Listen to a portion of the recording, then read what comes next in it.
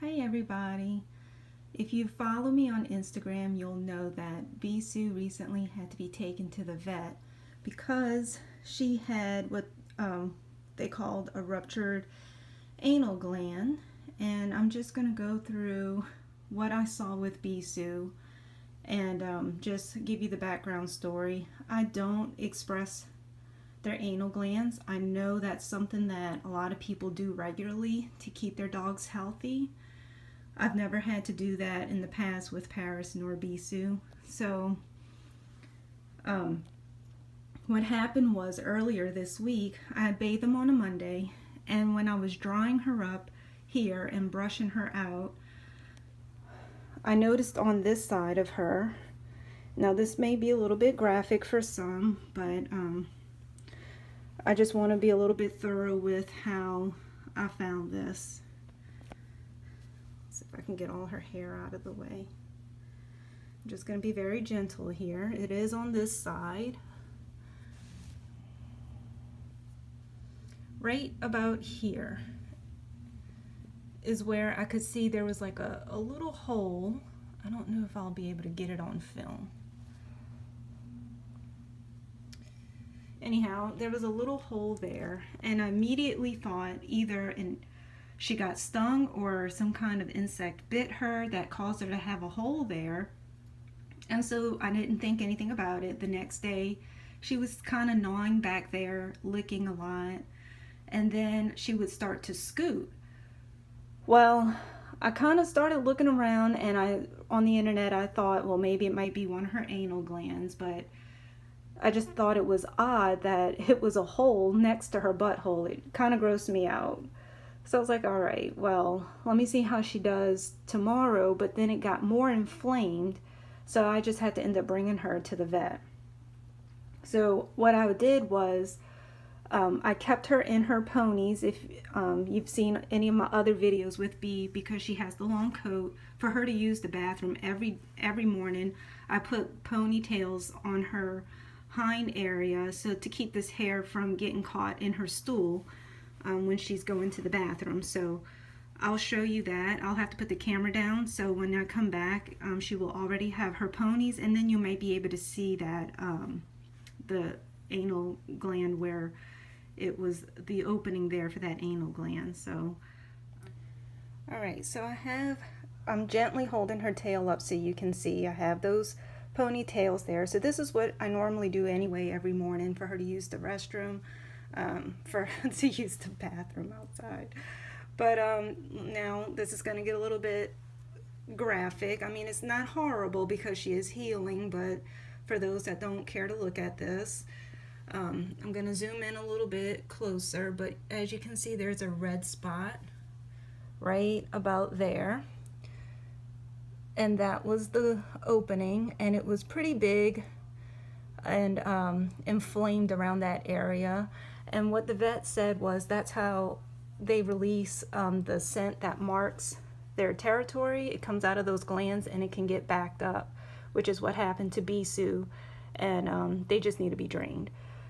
So because I do not express their anal glands regularly, and he said there's no exact science of why it could happen for it to get backed up, but it is common in smaller breeds that it could happen, that they do get backed up. And I guess the longer it goes, you know, they rupture and all of that stuff, and it's just an opening trying to let it release. And of course she's gnawing and scooting, trying to release that, but it's not happening.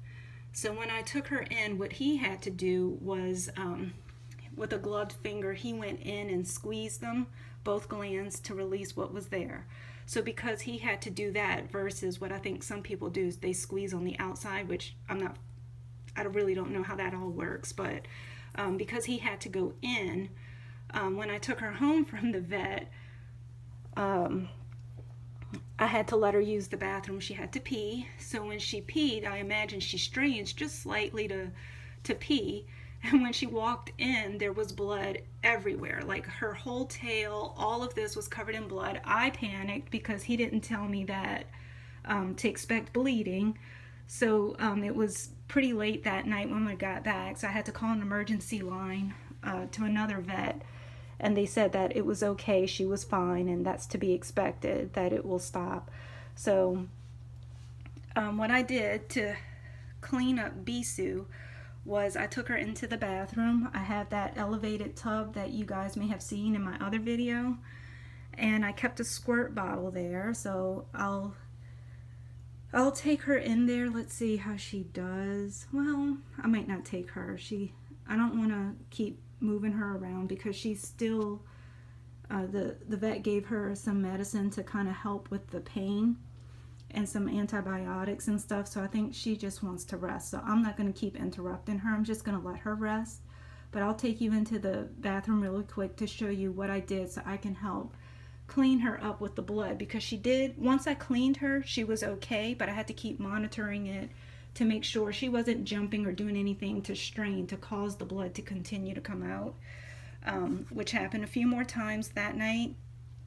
So I'll go back into the bathroom and show you what I did. Alright, so here is where I have the elevated tub that I used to bathe them. And what I did was I have a set of washcloths specifically for my girls if they throw up, have diarrhea for whatever reason. So these are specifically for them. And I have an old large towel.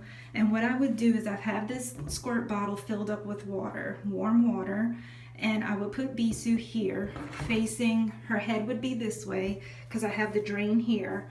And it's going to be hard to show you this with one hand, but I'd place her there, and then I'd take, and remember she still has those ponytails on her bottom, so it's a lot easier to see. And lift her tail gently, and then I would just squirt the water on her to kind of rinse out where that blood was sitting immediately so it didn't dry up.